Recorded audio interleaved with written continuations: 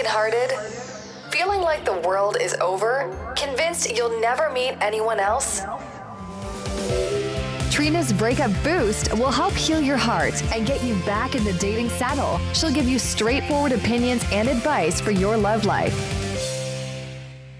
Surprise! I'm back, guys. Okay, so I want to start with a shout out to JMMR53 who left me a review on Apple Podcast USA. And they said, amazing.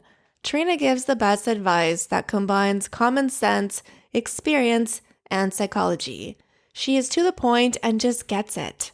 She has the best relationship breakup podcast out there. Wow. Okay, so I am so thrilled you love the podcast. My face hurts from smiling from reading that. Thank you for your support. It means so much. And yes, common sense is where it's at. Okay, so you know how we are inundated with fashion ads online? Well, I had come across this sweater that I loved, this cropped Sherpa style with a chunky turtleneck type of look, super cute. And I was thinking of ordering it online, but then I thought, hey, I actually haven't been to that store for years, and they seem to have a lot of cool things, so why don't I just go there and check it out on the weekend? I really do prefer to buy things in person and make it more of an experience anyways. So today was the day, and as I was shopping, I realized that there's actually a lot of lessons that we can get from shopping and apply it to how we think about relationships. Yes, this is how my mind works when I'm out and about. Okay, so let's start with number 1. Only buy things that bring you joy. The things that make you go, hell yes. You know when there's something that you just have to have, you're like, I just have to have it. And it's not the type of thing where you want it and then a couple hours later you lost interest. It's something that you still want after a week or 2 or 3 passes. You know, even if you need to go without groceries for a week. Kidding, not that far. But you know what I mean.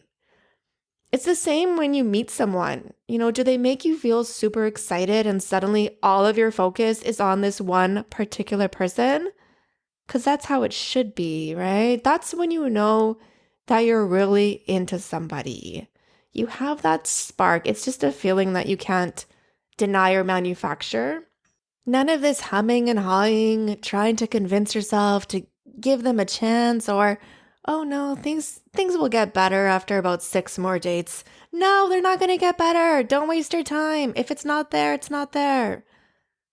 So basically, you don't want to buy something just because it's okay, just because it's kind of what you were looking for, or just because it's on sale. There's no joy in that. It won't make your heart skip a beat. It sounds pretty lame and boring. Or how about you are in need of, say, a waterproof jacket, but all you can seem to find is water repellent or water resistant. Not the same. Not the same. I learned that the hard way, okay? Don't settle. Keep going and get what you really desire and what will suit your needs and lifestyle, because if you don't, it's gonna bother you every time it rains or snows. Move on to the next store or keep surfing online until you feel super satisfied with a product that you came across and super satisfied with your purchase. Secondly, I want you to focus on quality. For example, you know how there's those cheap pairs of jeans that may look super cute on the hanger, but they have no stretch, or maybe they stretch too much in the wrong places. They're not flattering at all. One of the belt loops is about to snap off. Well, maybe they can give me 10% off for this. Before you know it, they're going to have a hole. It's 100 times better to have one pair of really good freaking jeans. Really good quality jeans that make you walk into a room with confidence coming out of your pores. Then have 5 pairs of jeans that make you feel, kind of insecure or as though you have nothing to wear. In the long run, having all those cheap pairs of jeans are going to cost you more money overall and just cost you a little bit of your happiness. It's the same with dating. Focus on meeting quality people. Quality over quantity any day. You don't want low vibrational, low effort, half-assers who don't really have much going for them, with no goals and no zest for life. Because what's the point of that? Yes, you will have to be patient and willing to trust the process. And just like a good pair of jeans, yeah, you may need to be patient and save up, but isn't that way more worthwhile? Of course. You'll never regret buying a pricey pair of jeans. But just make sure you buy them in person. I think jeans are one of the worst things to buy online because there's just too many things that can go wrong there. Kind of like shoes. And who likes packaging things up and shipping them back? Especially when they charge you a restocking fee. No thank you. Third, check things over for holes or other mishaps just in case. So for example, someone may have been hanging up a sweater wrong and made a hole in it.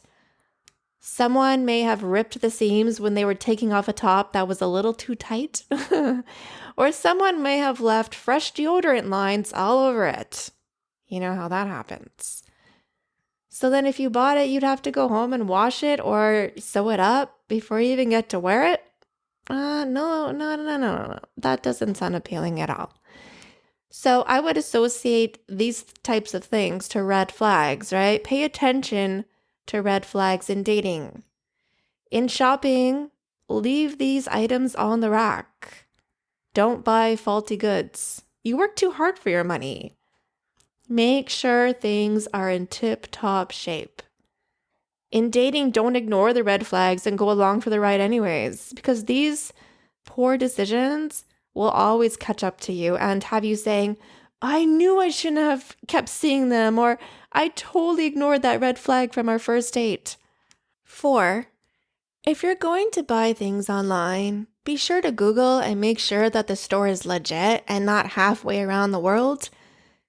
Just in case you have to return something or contact customer service, like, do these people even speak English? There's just something a little uneasy about sending a money transfer or giving your credit card number to a store that you have never heard of before. There's a ton of scams out there after all, so you either don't get your merchandise at all, or what they send you looks nothing like the picture. How fabulous would that be, right? In dating, stay away from chatting it up with people online you never meet. Video chat first to cut through the catfishes and make sure this person is actually real and that they look like their photos. And stick to people who live near you, ideally within 30 to 40 minutes.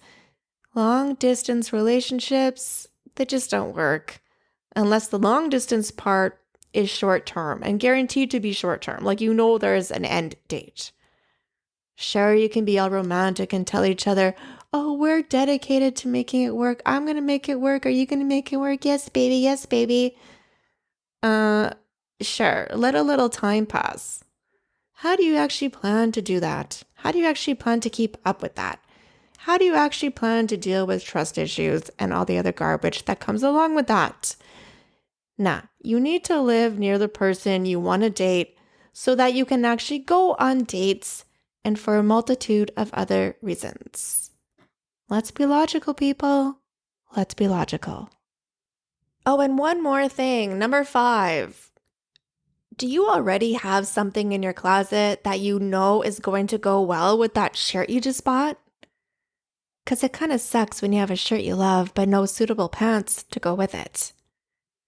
In dating, even though you may be super attracted to someone, are you actually compatible with them?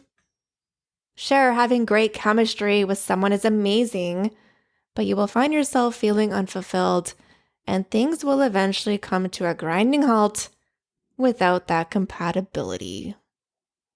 I hope you enjoyed this episode and keep it in mind for your future dating adventures. And even shopping adventures, because there's some pretty good shopping tips there too, right? For email or phone coaching with me for any of your breakup, dating, or relationship situations, please visit breakupboost.com. I'll be waiting to hear from you. And until next time, thanks for listening. And that concludes this episode of Trina's Breakup Boost. Subscribe to this podcast and visit breakupboost.com. Remember, turning a negative into a positive is the secret to changing your mind, attitude, and life.